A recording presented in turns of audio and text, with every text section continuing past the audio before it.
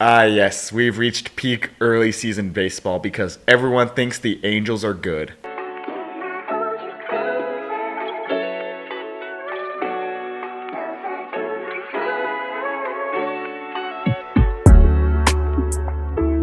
Welcome to the Dugout. I'm your host, Joseph Silva, and on today's episode, we are recapping another great week in baseball. We're going to talk about the WBC pools being set.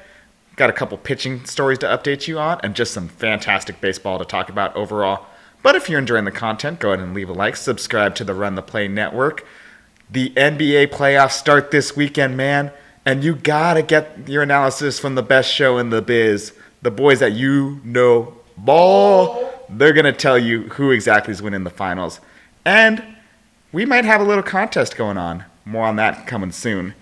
But we start, of course, with the Mariners and the Rangers. They played last weekend in Seattle, and quite frankly, Seattle absolutely demolished the Rangers. They swept the series, and in Game 1, it was a 5-3 victory. Jacob deGrom pitched for the Rangers, and quite frankly, he just didn't look good at all. He went through 4 okay-ish innings, gave up 3 hits, 3 earned, 4 walks, 2 home runs, and 4 strikeouts.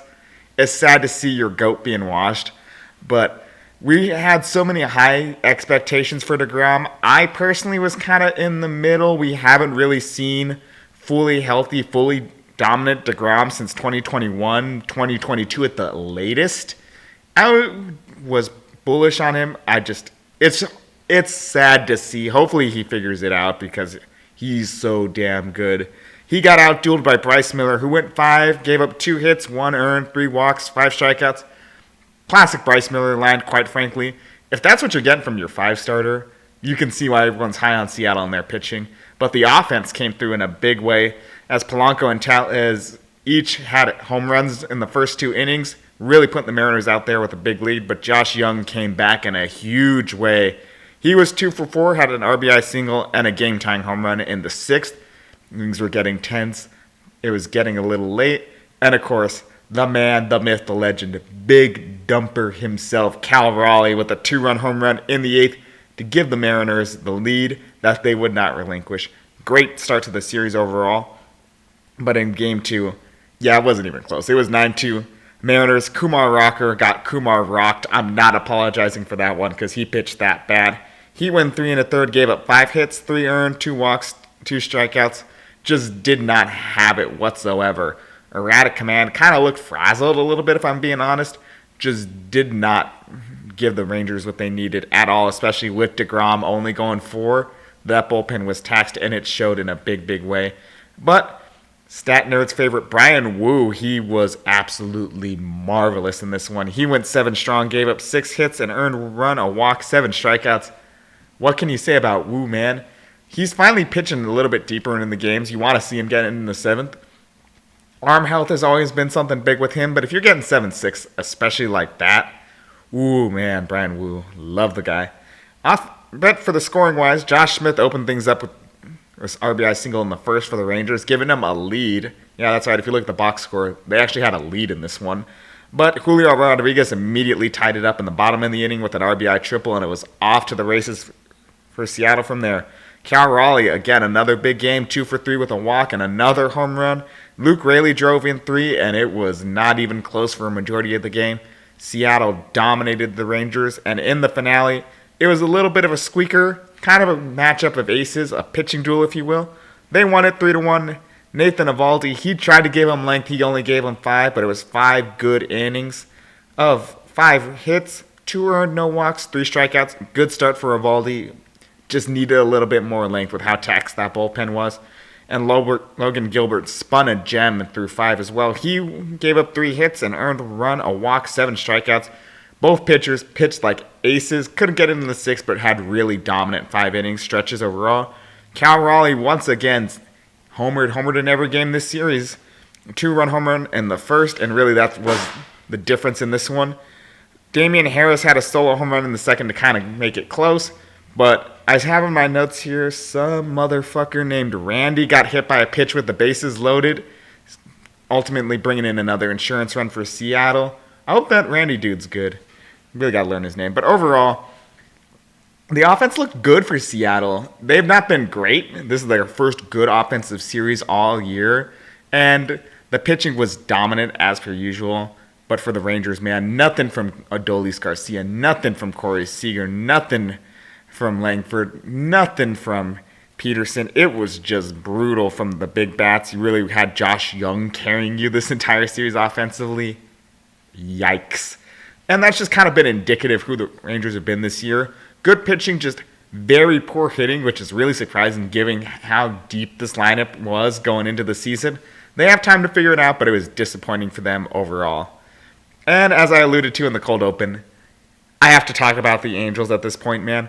They've been good for some reason to start the year. They always do this. I'm not getting fooled by them, but I'm still going to have to talk about them because this is a big series for them against Houston, kind of a test. They didn't pass it, unfortunately. They lost this one 2-1 and absolutely got mollywopped in the first game. They lost this one 14-3. Jack Kanoshewicz, I hope I pronounced that correctly, went 4 2/3, gave up 6 hits, 6 earned, 3 walks, and a strikeout. Yeah, it was just bad for him overall and just did not give the Angels what they needed. He got out pitched by Ronel Blanco, who went 5 innings, gave up 4 hits, 2 earned, a walk, and 7 strikeouts. And going into the 5th, everything looked surprisingly good for the Angels. They were up 2-1 off a Trout home run and a Joe Adell RBI single. But the 5th inning is where the wheels came off. They had a Yankees-esque 5th inning, if I'm being honest here. The 5th and 6th were just bad. The 5th started off with Yordan Alvarez and Christian Walker hitting RBI singles. Yanier Diaz then hit a massive grand slam that just killed any momentum the Angels might have had. And the 6th did not get any better, with Pena, Diaz, and Smith each having RBIs in the 6th. Cam Smith and Isaac Paredes would also add solo home runs in the 8th. And the Astros just dominated the Angels thoroughly. But the Angels didn't take it on the chin. They got up. They fought back. They won the second one 4-1. Tyler Anderson pitched a beautiful game. He went 5 2/3, gave up 1 hit, no earned. He did walk 4, but still struck out 6. Just a very, very good start from Anderson. He outdueled Ryan Gusto, who only went 4 innings, gave up 4 hits, 3 earned, a walk, 6 strikeouts. Just not what the Astros need out of Gusto, and he really has to be one of those arms in that rotation because, yeah, it's not the dominant Greinke, Cole, Verlander core anymore. It's really Framber Valdez, Ronel Blanco, and dudes at that point. But Mike Trout, again, I love him healthy. He's doing so much. He had a 2 RBI single in the first. Nolan Shanwell and Taylor Ward each added solo home runs to make it 4-0. And Isaac Paredes had a Chris Paul-esque homer in the 8th to cut it to 4-1, but the Astros could not mount a further comeback from there. And in the rubber match, throwing Kyle Hendricks out there, the Angels got exactly what they deserved in that one. They lost 7-3. Hendricks had, I don't want to say a Kyle Hendricks-esque start, but a modern Kyle Hendricks-esque start. He went 4 innings, gave up 4 hits, 5 earned, 3 walks, and a strikeout. He was mirrored against his actual mirror opposite in Hayden Winchesky, who went 6 innings, gave up 5 hits, 3 earned, no walks, 10 strikeouts. Yeah, that's about as different a pitcher as you can get. And the Angels got the scoring done early. They got home runs from Ward and Shanwell again, but Jorge Soler also added one as well. But the second inning was just a disaster for Hendricks and the Angels. 2 RBI singles from Cam Smith and Mauricio Dobon tied the game, followed by a 3-run home run by Isaac Paredes, who, like Cal Raleigh in the last series, homered in every single game. I told you guys Paredes was going to go off with those Crawford boxes, and yeah, he's hitting 50 this year. And the Pena and Altuve each had RBI singles in the 6th and 7th inning, respectively, to kind of put things out of reach. And really, the Astros looked good, not great. The starting pitching really is the concern for them at this point. They had one good start out of Winchesky this series, but Gusto and Blanco were fine, not necessarily the dominant Astro starters of old. The offense is looking good, not great again, but really, when you put up the kind of runs they did in this series, you're not really going to complain this much. Hopefully that's the sign of the Astros to come, and they can keep the dynasty window open a little bit longer, but we'll see. For the Angels, pitching kind of did them in this series. Yes, I understand Kikuchi was not pitching in this series, but Tyler Anderson gave you the best start, and the other 2 starters did diddly and squat respectively. Offensively, they did what they could. Shanwell is starting to lift the ball a little bit more, which if he is, he's going to be a very dangerous hitter for them. Ward, you know how great he is. Trout, I'm glad he's there and he's doing Mike Trout-esque things. Happy for him. Leads the league in home runs. Told you guys not to sleep on Mike Trout. Kyron Paris has been good this year, but really slept on, or I shouldn't say slept on. He really had a bad series overall. Let's hope this is not indicative of the regression everyone's kind of been predicting with his free swing and style. But we'll see. He's been fun regardless. Overall, I think this is about what you would expect from an Angels-Astros series going into the year. It's just the fact that the Angels have been so good to start the year. They had all the eyes on them, just couldn't perform. Let's see if they regress to the mean going forward. And the finale of our series to talk about here was last week's Series of the Week, Giants-Yankees, and it lived up to the billing. Well, not in the first game.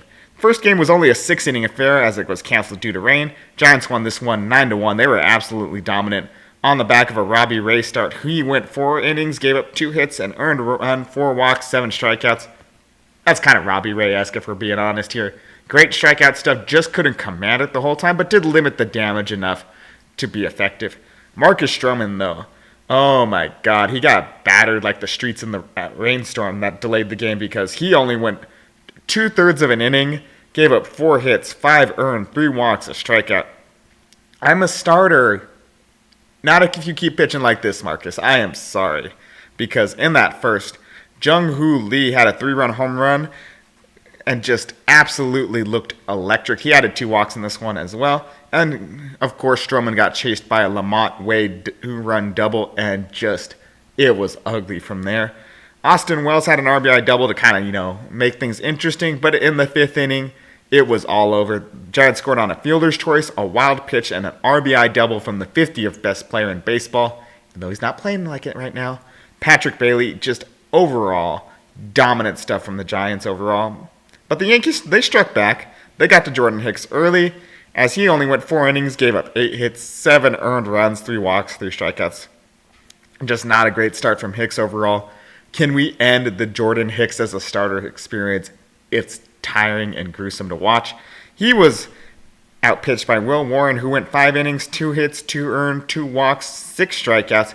He had a good start, and he really needed to have a good start, quite frankly, because the Yankees bullpen was taxed, and this rotation has been, I don't want to say god-awful, but they've been awful to start the year. That's promising from them.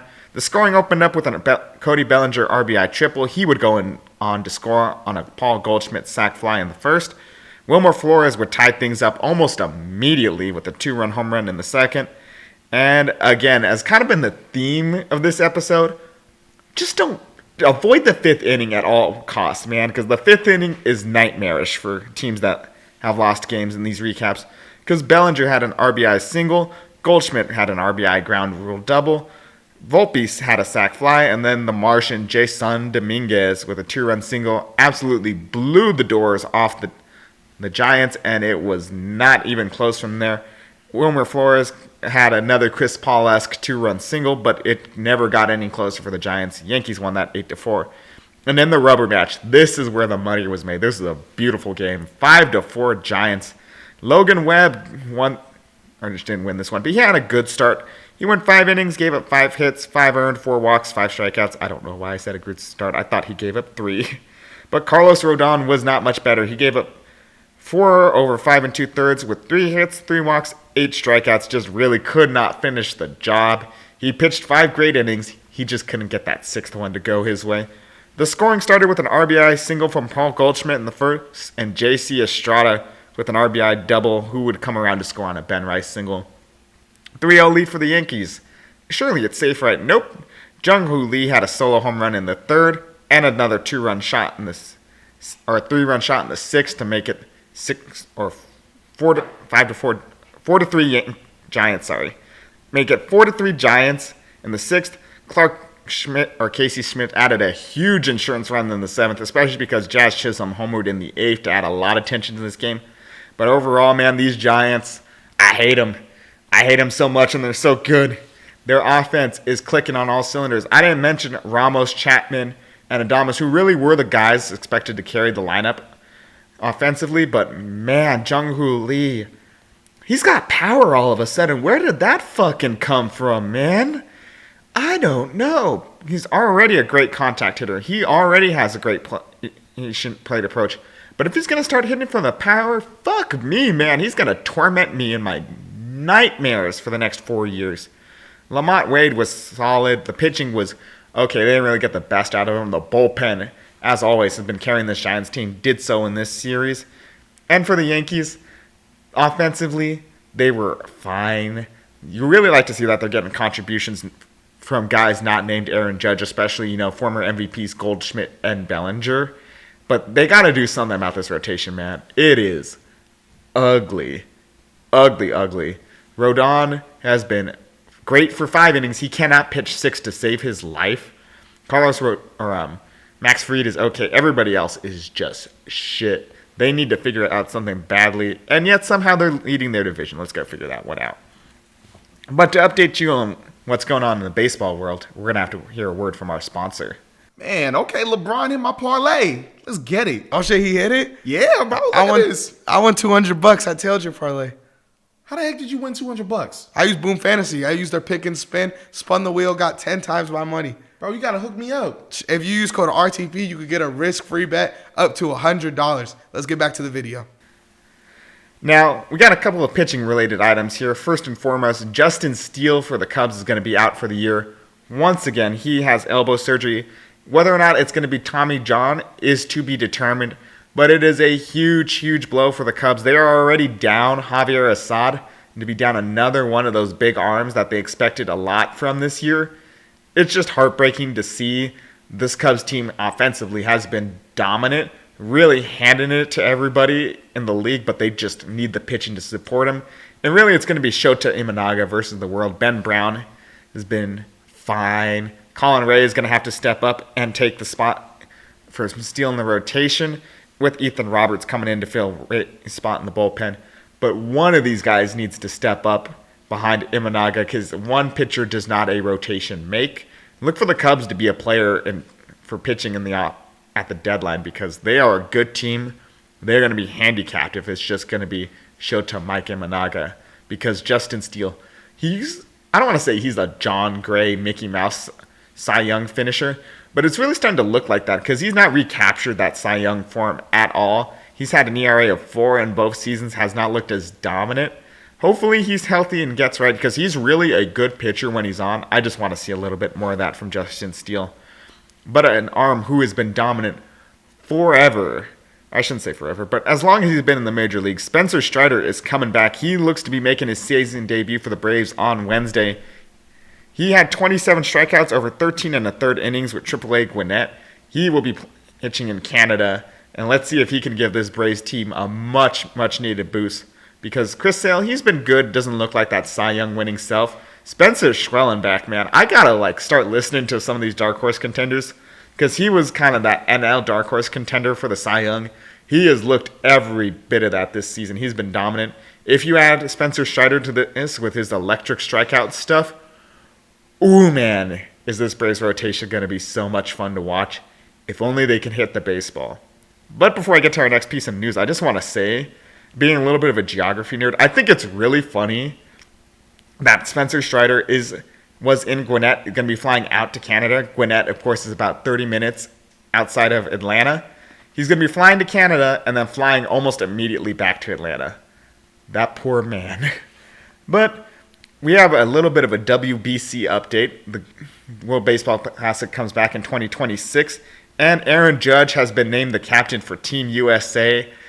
Oh man, it's going to be so much fun watching Judge play for Team USA. Because if you did not watch the last 2 iterations of the WBC, you missed out on some of the greatest, most exciting baseball there is. I don't care if you say it's useless or it's an exhibition. It doesn't matter. These players did not play like it. 2022 especially, man. Everyone knows about how great the final game was and that legendary Trout Ohtani at-bat. But let's not overlook some of the more iconic moments, like Ohtani being struck out by a literal electrician. How phenomenal that Japan-Mexico game was. Hurts me a little bit as a proud Mexican man, but credit where credit's due, that game was phenomenal. These players play their hearts out. I would definitely check out the WBC. And especially because the pools have been set. The pool in San Juan is going to be Canada, Colombia, Cuba, Panama, and Puerto Rico.